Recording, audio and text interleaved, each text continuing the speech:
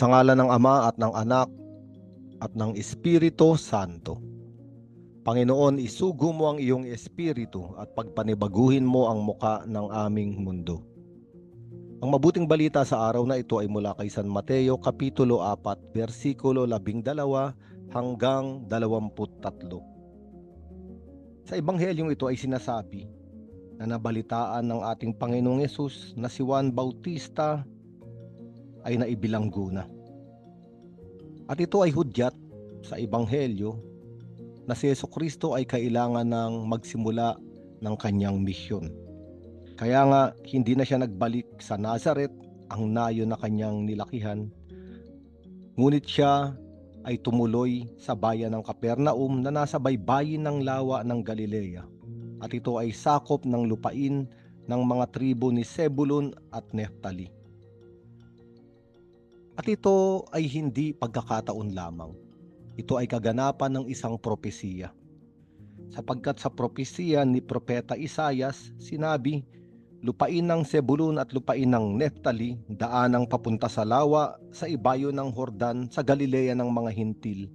Ang mga taong nasa kadiliman ay nakakita ng maningning na ilaw.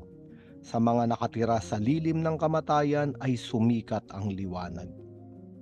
At ang misyon ng ating Panginoong Jesucristo, kung kaya't siya ay pumaroon sa Capernaum, sa lupain ng Zebulun at Neftali upang dalhin ang liwanag, upang pagningningin ang ilaw ng kaligtasang nais ibigay ng kalangitan. At sa ating pagninilay, napakagandang isipin natin na sa ating mga buhay ay may mga pagkakataong napakadilim din. At iba-iba ang kadahilanan ng mga kadilimang nangyayari sa ating buhay. Maaring ito ay kadiliman dala ng pagkakataon, kadiliman sapagkat may ginawang masama at kawalang katarungan sa atin ng ibang tao, o kaya na may kadiliman dahil sa sarili nating karukhaan, kahirapan at mga kahinaan, at maaaring kadiliman din dahil sa pagsagot natin at pagtugon ng oo o pagsang-ayon sa buhay ng kasalanan. Ang misyon ng ating Panginoong Jesucristo sa ebanghelyong ito ay puntahan ang mga nasa kadiliman. At ang kadiliman na kinalalagyan ng mga tao ay isang sitwasyon na sa kailaliman ay sumisigaw at namamalimos ng magmamahal. Ang isang taong nasa kadiliman, nais niyang kumawala sa dilim at kailangan niya ng liwanag upang tanglawan siya at makahakbang palabas sa bilangguan ng napakadilim na buhay. At ang ating Panginoong Jesucristo ay ang liwanag na ito. Siya ang liwanag ng pag-ibig ng Diyos. Siya ay dumarating bilang ilaw, hindi para husgahan ang ating kadiliman, kung hindi para sabihin sa atin na may pagkakataong makahakbang palabas sa pagkaalipin mula sa dilim. Kaya nga, ang sinasabi ng ating Panginoong Jesucristo sa mabuting balitang ito na magsisi na kayo at talikuran ng inyong mga kasalanan, sapagkat malapit nang dumating ang kaharian ng langit.